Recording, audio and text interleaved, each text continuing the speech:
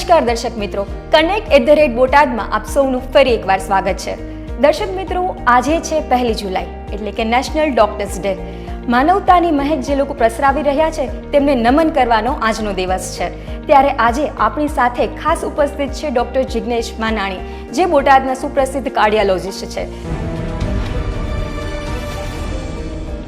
Heart attack શું, heart failure શું, heart arrest શું, મેદસ્વીતા એ આપણા સ્વાસ્થ્ય પર કેટલી અસર કરે છે, બીડી તમાકુ જેવું જે વ્યસન છે એ આપણા માટે કેટલું હાનિકારક છે, આ તમામ સવાલોના જવાબ સાથે આજે કનેક્ટ બોટાદના સ્ટુડિયો પર ઉપસ્થિત છે ડૉક્ટર વાનાણી. સર, સ્વાગત છે આપનું કનેક્ટ બોટાદમાં. સૌપ્રથમ ધન્યવાદ બોટાદ જિલ્લા વહીવટીતંત્ર તથા કલેક્ટર બોટાદ શ્રીનો આ પ્લેટફોર્મ પર મને લોકો સાથે હાર્ટ એટેક વિશે માહિતી આપવા. તો ચાલો દર્શક મિત્રો, આજનો આ માહિતીસભર પોડકાસ્ટ શરૂ કરીએ. કનેક્ટ બોટાદ. સર, સામાન્ય રીતે આપણે જેવા શબ્દો સાંભળતા હોય છીએ કે heart attack, heart failure, heart arrest, આ બધા જે ટર્મ્સ છે તેને સામાન્ય ભાષામાં આપ અમારા દર્શકોને સમજાવશો. સૌપ્રથમ હાર્ટ, હૃદય, જે સામાન્ય રીતે આપણે કહીએ કે હૃદયનો હુમલો કે હૃદયની નળીઓ જે હૃદયને લોહી પૂરું પાડતી હોય એમાં બ્લોકેજના કારણે લોહીનો અવરોધ જે ઊભો થાય એના લીધેથી જે હૃદયના સ્નાયુઓને લોહી ના મળે અને જે દુખાવો થાય કે જે તકલીફ થાય એ હાર્ટ એટેક. હૃદયની સંપૂર્ણ ઇલેક્ટ્રિકલ એક્ટિવિટી સ્ટોપ થઈ જાય તો એ કાર્ડિયાક એરેસ્ટ. અને ત્રીજું હાર્ટ ફેલર એટલે કે હૃદયનું પમ્પિંગ પાવર જે સામાન્યપણે 55% થી 65% જેવું હોય એમાં ઘટાડો થાય અને દર્દીઓને જે તકલીફ થાય જેમ કે શ્વાસ ચડવો, શરીરમાં સોજા આવવા, ખૂબ થાક લાગવો, એ હાર્ટ ફેલ્યોર થઈ. સર, સામાન્ય રીતે આપણે એવા શબ્દોથી પરિચિત થતા હોય છીએ કે એસિડિટી થવું કે ગેસ્ટ્રિક પ્રોબ્લેમ થવો કે મસલ પેઇન થવું, એને આપણે હાર્ટ એટેકના લક્ષણોમાં ગણી લેતા હોય છીએ. તો સર, હાર્ટ એટેકના એકચ્યુઅલ ડૉક્ટરના મતે લક્ષણો કયા છે? શું એવા સિમ્ટમ્સ જોવા મળે છે જેનાથી દર્દીને ખબર પડે છે કે તેને હાર્ટ એટેક થયો છે? સૌપ્રથમ તો સૌથી મુખ્ય કારણ જે દર્દીને હોસ્પિટલ સુધી લઈ જાય છે એ સિવિયર ચેસ્ટ પેઇન, છાતીમાં સખત પ્રકારનો દુખાવો થવો. લગભગ 80% થી 90% દર્દીઓમાં છાતીમાં એટલો ભયંકર દુખાવો થાય કે છાતીમાં એકદમ વજન થઈ જવું અથવા બંને હાથ ફાટવા માંડવા, ક્યારેક એકદમ શ્વાસ થઈ જવો, ક્યારેક ઉલટી ઉબકા થવા અને ક્યારેક અહીંયા ગળાની અંદર નીચેના ભાગે એકદમ વજન થઈ જવું. આ બધા તકલીફો સાથે દર્દીઓ હોસ્પિટલ આવતા હોય છે. અને એસિડિટી, ઘણા બધા દર્દીઓ એસિડિટી અને આ તકલીફો વચ્ચે ફરક નથી કરી શકતા. ઘણા હાર્ટ એટેકને ફક્ત એસિડિટી કરીને ઘરે એની દવાઓ લે. દર્શક મિત્રોને મારી એક ખાસ વિનંતી છે કે જ્યારે પણ તમને કન્ફ્યુઝન થાય કે આ એસિડિટી છે કે એટેક છે, એસિડિટી દવાઓથી સારી નથી થઈ રહી, પ્લીઝ હોસ્પિટલ જાઓ, એક સામાન્ય હૃદયની પટ્ટી કે કાર્ડિયોગ્રામ, ઇલેક્ટ્રોકાર્ડિયો, ECG કરાવો, જે એને ડિફરન્શિએટ કરશે કે આ એટેક છે કે ખાલી ફક્ત ને ફક્ત ગેસ એસિડિટી છે. ખૂબ જ સરસ વાત કરી સરે. જ્યારે પણ આવા સિમ્ટમ્સ જોવા મળે તો તુરંત જ કોઈ પણ કન્ફ્યુઝનમાં કે અવઢવમાં રહ્યા વગર ડૉક્ટરનો સંપર્ક કરો, હોસ્પિટલનો સંપર્ક કરો અને બેઝિક જે રિપોર્ટ્સ છે તે કરાવો. સર, આ સાથે મારો એક બીજો ક્વેશ્ચન આપને એ પણ છે કે અત્યારના સમયમાં જે સોશિયલ મીડિયાનું ચલણ છે, લોકો સોશિયલ મીડિયા પરથી પોતાને નાનો એવો કોઈ દુખાવો થતો હોય તો પોતાનો પ્રોબ્લેમ આઈડેન્ટિફાઈ કરી લે છે. અને એટલું જ નહીં, એ પોતાની રીતના દવાઓ પણ લેવાનું શરૂ કરી દે છે, પોતાની રીતના ઉપચાર પણ કરવાનું શરૂ કરી દે છે. એક ડૉક્ટર તરીકે આપ આ લોકોને શું સલાહ આપશો? માલીબેન, તમારી વાત બહુ સરસ છે કે સોશિયલ મીડિયા આજે લગભગ હરેક પર્સન પાસે સોશિયલ મીડિયામાંથી સાચી ખોટી બધા જ પ્રકારની ઇન્ફોર્મેશન રહેલી છે. મેં જનરલી જોયું છે કે પેશન્ટ પોતાની કમ્પ્લેન્સ સોશિયલ મીડિયા પરથી વાંચી ડૉક્ટરોને કહેતા હોય છે, પણ આમાં કન્ફ્યુઝ ના થાવ. તમને કમ્પ્લેન થાય છે, પ્લીઝ ડૉક્ટર સાથે ચર્ચા કરો કે આમાં ખરેખર આનો હલ કે ઉપાય શું છે. સોશિયલ મીડિયામાંથી અમુક ભરમાવક વાતો હોય છે, જેવી કે લસણની કળીથી હૃદયની નળીઓ ખુલી જાય. અમુક એવી બી અફવાઓ હોય છે કે બાયપાસ, સ્ટેન્ટ, સ્ટેટિન્સ, આ દવાઓ, આ બધું ડૉક્ટર ઇન્ડસ્ટ્રી રિલેટેડ છે. પણ સાચે કહું તો સોશિયલ મીડિયા થ્રુ હું એક મેસેજ આપવા માંગુ કે ભારતમાં ફર્સ્ટ નંબર કિલર અત્યારે હાર્ટ એટેક છે. લગભગ 30 થી 35% કેસ ડેથ ઇન્ડિયામાં એથ્રોસ્ક્લેરોટિક કાર્ડિયોવાસ્ક્યુલર ડિસીઝથી થઈ રહ્યા છે. So please be aware of it. Social મીડિયાથી પ્લીઝ ભરમાવો નહીં. તમને કન્ફ્યુઝન હોય, તમને કોઈ બી પ્રશ્નો હોય, તમે તમારા પર્સનલ ફિઝિશિયન્સ, તમારા ડૉક્ટર્સની સાથે શેર કરો. એની એ મીડિયા સાચી ખોટી જોયા વગર બીજા સુધી પ્લીઝ ના જ પહોંચાડો તો સારું. હાર્ટ એટેકની લગતો આપણે હમણાં જ એક શબ્દ યુઝ કર્યો કે સ્ટેન્ટ બેસાડવું. હાર્ટ એટેક આવ્યો હોય ત્યારે એક ડૉક્ટર કઈ કઈ સારવાર છે એ દર્દીને આપતા હોય છે? સરસ પ્રશ્ન છે. સૌ પ્રથમ હાર્ટ એટેકનું નિદાન, ડાયગ્નોસિસ કરવું જરૂરી છે. નિદાનમાં સૌ પ્રથમ 3 વસ્તુ. એક, ઇલેક્ટ્રોકાર્ડિયોગ્રામ. ઇલેક્ટ્રોકાર્ડિયોગ્રામ સૌથી બેઝિક ટેસ્ટ છે જેનાથી આપણને ખ્યાલ આવે કે આ એસટી એલિવેશન એમઆઈ છે અથવા નોન એસટી એલિવેશન એમઆઈ છે. ઇલેક્ટ્રોકાર્ડિયોગ્રામથી ડાયગ્નોસિસ લગભગ 90-95% સુધી કન્ફર્મ થઈ જતું હોય છે. બીજું, ઇકોકાર્ડિયોગ્રાફી, હૃદયનું સોનોગ્રાફી. હાર્ટ એટેકથી જનરલી હૃદયની દિવાલોને નુકસાન થતું હોય છે, જે ઇકોકાર્ડિયોગ્રાફીમાં સામાન્યપણે જોવા મળે. ત્રીજું, જે હાર્ટના સ્નાયુઓને જે નુકસાન થાય એના લીધેથી બ્લડની અંદર ટ્રોપાઈ નામનું તત્વ મળે છે. ટ્રોપ, ઇકો અને ઇસીજી, આ 3 ટેસ્ટ બેઝિક ટેસ્ટ છે જેનાથી આપણે હાર્ટ એટેકનું ચોક્કસપણે નિદાન કરી શકાય. નિદાનની અંદર એક એસટી એલિવેશન એમઆઈ હોય જે જીવલેણ, જે મેજર હાર્ટ એટેક કહેવાય, એની સારવારમાં સામાન્યપણે એક આપણે પ્રાઇમરી એન્જિયોપ્લાસ્ટી કે તરત ને તરત એન્જિયોગ્રાફી કરી. એન્જિયોગ્રાફી એટલે હૃદયની નળીઓનું બ્લોકેજ માટેનું તપાસ. તપાસની અંદર જો કોઈ નળી એકદમ બંધ હોય અથવા ત્યાં લોહીના ગઠ્ઠા જામેલા હોય તો આપણે લોહીના ગઠ્ઠા હટાવીએ અને ત્યાં આગળ સ્ટેન્ટ બેસાડીએ. સ્ટેન્ટ એ એક મેટલનું બનેલું, એની ઉપર દવાઓ લાગેલી હોય છે જેથી કરી એ જે નળી છે એ ફરીથી ત્યાં લોહીના ગઠ્ઠા બને નહીં. એન્જિયોપ્લાસ્ટીમાં જે લાસ્ટ સ્ટેપ હોય છે એ સ્ટેન્ટ ઇમ્પ્લાન્ટેશન હોય છે. બીજું કે ક્યારેક હૃદયમાં જગ્યાએ નળીઓમાં બ્લોકેજ હોય છે. 3 મેજર વેસલ્સ, નાની બધી નળીઓમાં બ્લોકેજ હોય છે જ્યાં સ્ટેન્ટ થવું શક્ય નથી હોતું. એવા કેસીસની અંદર બાયપાસ સર્જરી કરવું પડે કે જેટલા બી બ્લોકેજ હોય એને બધાને બાયપાસ કરી કાં તો પગની નસ, કાં હાથની નસ, કાં એમની પોતાની નસ સર્જન ઓપન હાર્ટ સર્જરી કરી લગાવી આપતા હોય છે. અને આ બધું કર્યા પછી પણ સૌથી મેઇન વસ્તુ છે કે તમારે તમારા રિસ્ક ફેક્ટર, તમારી દવાઓ રેગ્યુલર લેવી પડે.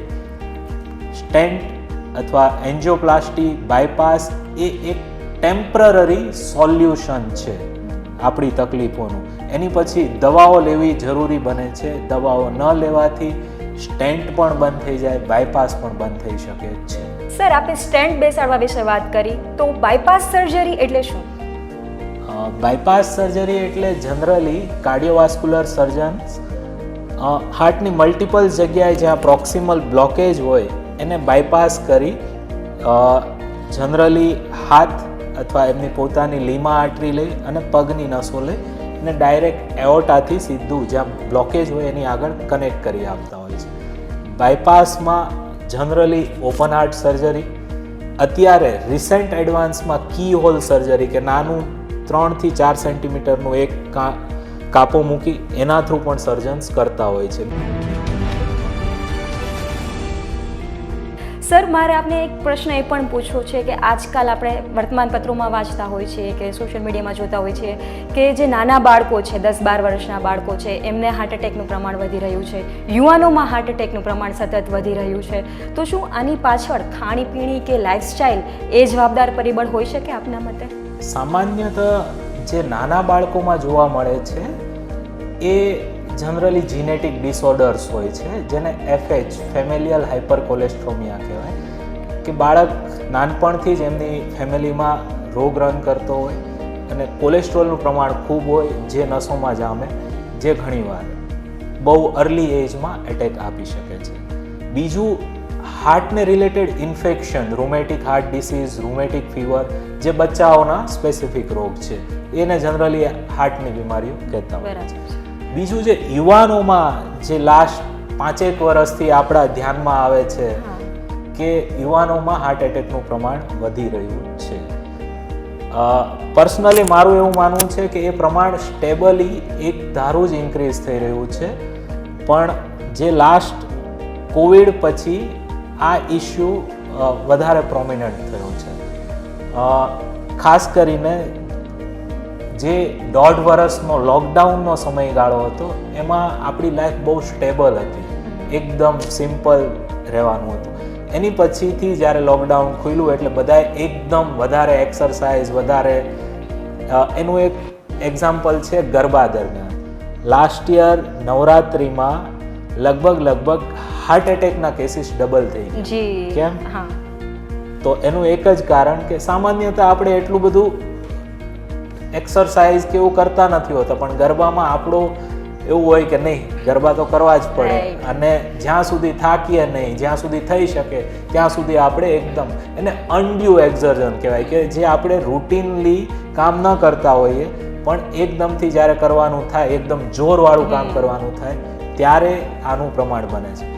બીજું એક શોકિંગલી છે કે ટોબેકો યુઝ, જે યુવાનોમાં ખૂબ વધી રહ્યો છે. દેખાદેખી કહી લ્યો કે એક પ્રકારનું પિયર પ્રેશર કહી લો, પણ સ્મોકિંગ અને ટોબેકો યુઝ ખૂબ જ વધી રહ્યો. અને ખાસ આપણા ડિસ્ટ્રિક્ટમાં વાત કરું તો પાન માવો ગુટકા એ એક હેબિચ્યુઅલ વસ્તુ છે, લોકો સ્વીકારી લે કે એ તો હોય જ ને, એનાથી કાંઈ ન થાય. એક સોપારી ખાય થોડું કાંઈ થાય. સોપારી તો લોહી પતલું રાખે નહીં, સોપારી લોહી પતલું ના રાખે, મોઢાનું કેન્સર આપે અને એટેક આપી શકે છે. જે નાની ઉંમરમાં જોવા મળતા એટેકમાં જનરલી કાં તો એમનું ફેમિલી હિસ્ટ્રી પોઝિટિવ હોય, કાં એ ટોબેકો યુઝ હોય, આલ્કોહોલ યુઝ હોય. બીજું બની શકે કે એમને અનડ્યુ હાઇપરટેન્શન અને ડાયાબિટીસ, જે ક્યારેય ડાયગ્નોસિસ થયા ના હોય. બીજું એક કારણ હોય છે એબડોમિનલ ઓબેસિટી, કાં એ ઓબેઝ હોય. અને સૌથી મુખ્યત્વે કારણ જે યંગમાં હોય છે એ સ્ટ્રેસ, અનડ્યુ સ્ટ્રેસ, કે જેને કોઈ માપવાનું કોઈ એવું હોતું નથી કે કોણ કેટલા સ્ટ્રેસમાં છે, પણ સ્ટ્રેસ એક મહત્વનું કારણ છે જે હાર્ટ એટેકને જવાબદાર, હાર્ટ એટેક કરી શકે છે. સર, આપણે મેદસ્વીતા અને તણાવની વાત કરી, આ સિવાય પણ હાર્ટ એટેક માટે કયા એવા લક્ષણો છે કે કયા એવા રિસ્ક ફેક્ટર્સ છે જે હૃદય માટે જોખમી માનવામાં આવે છે? સરસ પ્રશ્ન છે. ઇન જનરલ એથ્રોસ્ક્લેરોટિક કાર્ડિયોવાસ્ક્યુલર ડિસીઝ કે જે હાર્ટ એટેક, એમાં 2 પ્રકારના રિસ્ક ફેક્ટર્સ હોય, એક મોડિફાયેબલ રિસ્ક ફેક્ટર્સ અને એક non modifiable risk. Non modifiable risk ફેક્ટર્સમાં એક તો એ જ આવે કે મોટી ઉંમર, 60-65 વર્ષથી મોટી ઉંમરમાં એટેક આવી શકે છે. બીજું આવે જેન્ડર, પુરુષોમાં ફિમેલ્સ કરતાં એટેકનું પ્રમાણ વધારે જોવા મળે છે. એ હવે આ જમાનામાં એ વસ્તુ થોડું એમાં ડિફરન્સ છે કે ફિમેલ્સને બી મેનોપોઝ પછી, steel menopause they all are protected, but menopause પછી મેલ્સ અને ફિમેલ્સમાં હાર્ટ એટેકનું જોખમ સરખું પ્રમાણમાં હોય છે.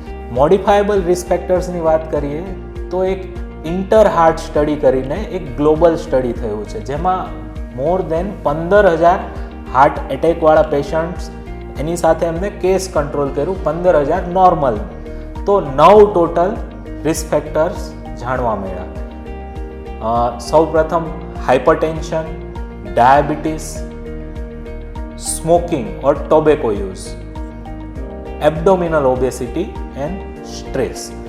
આ 6 રિસ્ક ફેક્ટર્સ હાર્ટ એટેકનું પ્રમાણ જનરલી વધારે છે, 2 થી 3 ગણું.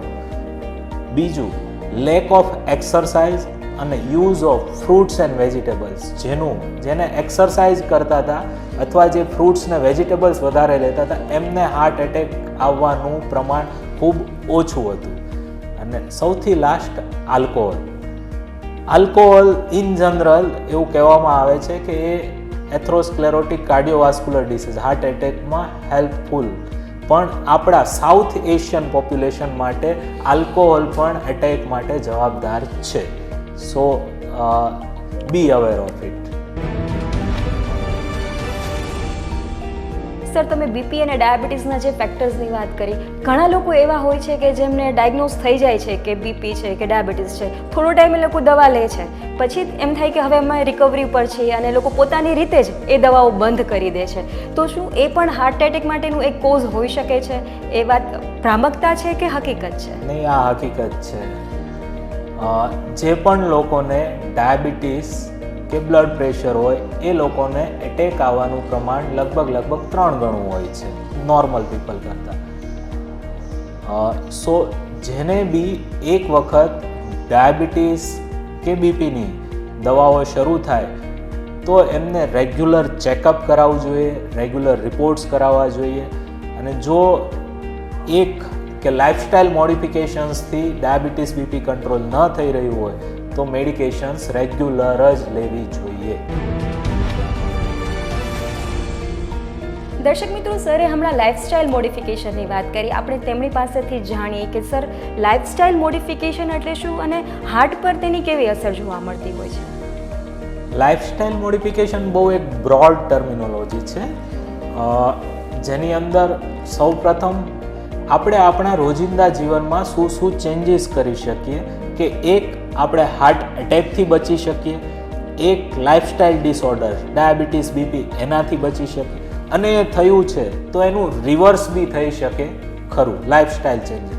તો લાઇફસ્ટાઇલ ચેન્જીસમાં સૌ પ્રથમ આવે ડાયટની અંદર પ્લાન્ટ બેઝડ ડાયટ.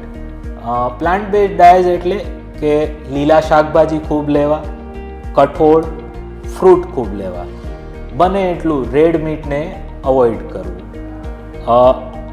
તળેલું ફ્રાઈડ ઘી તેલની મીઠાઈઓ બને એટલી ઓછી લેવી. સામાન્ય ભાષામાં હું બ્રોડ ટર્મિનોલોજીમાં એવું કહું છું, ખાંડ, તેલ અને મીઠું એ ત્રણેયની ચમચીઓ નાની કરી લેવી. એટલે આ ડાયટમાં ચેન્જીસ મેજર આવી. બીજું, તમારે વેઇટ કંટ્રોલ. વેઇટ તમારે તમારા BMI એકોર્ડિંગ કંટ્રોલ રાખવો જોઈએ. એક્સરસાઇઝ, જે લોકો દિવસનું 30 મિનિટથી વધારે બ્રિસ્ક એક્સરસાઇઝ, વોકિંગ, જોગિંગ કે કોઈ એક્ટિવિટી કરતા હોય, વોલીબોલ રમતા હોય, ક્રિકેટ રમતા હોય કે કોઈ બી એક્ટિવિટી, એ લોકોને 70% એટેક આવવાના ચાન્સીસ ઘટી જાય. સો ડાયટ, વેઇટ અને ત્રીજું આપણે વાત કરી એક્સરસાઇઝ, આ 3 મેઇન છે. ચોથું છે સ્મોકિંગ ઓર ટોબેકો સિઝેશન્સ. એની પછી છે માઇન્ડફુલનેસ લિવિંગ કે યોગા, પ્રાણાયામ અને સ્પિરિચ્યુઅલ. અને લાસ્ટ સ્લીપ. વિજ્ઞાન એવું કહે છે કે 7 થી 9 કલાકની સાઉન્ડ સ્લીપ લેવી જરૂરી છે, જે લોંગ ટર્મમાં તમને હેલ્ધી બનાવી રાખે છે. દર્શક મિત્રો, આપણે ઘણી વખત જાહેર સ્થળો પર ફરતા હોઈએ છીએ કે આપણા પરિવારમાં પણ, આપણા ઘરમાં પણ કોઈ વ્યક્તિ જે હાર્ટ એટેકનો શિકાર બને છે તો તેની શરૂઆતની કલાકોમાં એને ગોલ્ડન અવર તરીકે ઓળખવામાં આવે છે. આ ગોલ્ડન અવરમાં આપણે કેવા પ્રકારના પગલાઓ લેવા જોઈએ જેથી દર્દી છે એ સુરક્ષિત રીતે હોસ્પિટલ પહોંચી શકે, તેના વિશે આપણે ડૉક્ટર સાહેબ પાસેથી જાણીએ. ગોલ્ડન અવર હાર્ટ એટેકમાં અમારા માટે કહેવાય ને, ટાઈમ ઇઝ મસલ. પેશન્ટને સિમ્ટમ્સ થાય, છાતીમાં દુખે, એના એ જેટલા ટાઈમમાં હોસ્પિટલ પહોંચે અને સારવાર થાય. જો પેશન્ટ 1 કલાકની અંદર હોસ્પિટલ પહોંચી જાય અને હાર્ટ એટેકનું સંપૂર્ણ સારવાર થઈ જાય, આઈધર એન્જિયોગ્રાફી કરી આપણે સ્ટેન્ટ બેસાડીએ, આઈધર આપણે થ્રોમ્બોલાઇસિસ લોહી પતલું કરવાની દવા આપીએ, જો એ 1 કલાકમાં થાય તો હાર્ટને લાંબા સમયનું નુકસાન થતું અટકી જાય, હાર્ટના સ્નાયુઓને નુકસાન થતું, એક તો લાઈફ બચી જાય, બીજું લોંગ ટર્મ માટે હૃદયને જે નુકસાન થાય એ અટકી જાય. અમારી ભાષામાં એવું કહેવાય કે પોસ્ટ ગોલ્ડન અવર, જેમ જેમ સમય વીતતો જાય કે જે 1 કલાક 2 કલાક every hour there is life risk of 10% increment for the patient. So જેને બી છાતીમાં દુખાવો થાય એઝ અર્લી એઝ પોસિબલ જે હોસ્પિટલ પહોંચે ને સારવાર થવી જોઈએ એ પેશન્ટ માટે ખૂબ જ જરૂરી ને લોંગ ટર્મ મોર્બિડિટી એ પ્રિવેન્ટ કરે છે. સર, હવે આપણે આપણા પોડકાસ્ટના અંત તરફ જઈ રહ્યા છીએ. આજનો આ જે પોડકાસ્ટ છે, તમે અમારા દર્શક મિત્રોને જણાવશો કે શું ધ્યાન રાખવું જોઈએ તેમને એક હેલ્ધી હાર્ટ રાખવા માટે? Healthy heart, first of all it begins with your self. તમારી જાતેથી જ શરૂઆત કરો. લાઇફસ્ટાઇલ મોડિફિકેશન આપણે ડિટેલમાં ડિસ્કસ કરી દીધું, ડાયટ, વેટ, એક્સરસાઇઝ. બીજું, જો તમને છાતીમાં દુખાવો થાય છે, always go to the hospital. છાતી, હાથ, વચ્ચે, ડાબે, જમણે, ગમે તે હોસ્પિટલ જાઓ, નિદાન કરાવો, કાર્ડિયોગ્રામ કરાવો, ઇકો કરાવો, ટ્રોપાઈ કરાવો. જો એટેક આવે છે તો એનું જલ્દીથી જલ્દી સારવાર કરાવો. બીજું, prevention is better than cure. તો after the age of 40 or 35 get regularly check yourself. તમે રૂટીનલી એક વર્ષે રૂટીન હેલ્ધી હાર્ટ્સના રિપોર્ટ્સ બધા કરાવતા રહો. અને કોઈ પણ સિમ્ટમ્સને અવગણશો નહીં પ્લીઝ. અને સોશિયલ મીડિયામાં જે ભરમાર છે એનાથી દૂર રહો. Thank you so much doctor Jignesh Vanani. આપે અમારા દર્શકોને ખૂબ જ માહિતી આપી હાર્ટ એટેક વિશે, તેને કેવી રીતે અટકાવવું જોઈએ અને લક્ષણો જો દેખાય તો બિલકુલ ન અવગણવા જોઈએ. આટલી માહિતી આપવા બદલ આપનો ખૂબ ખૂબ આભાર connect@botat તરફથી.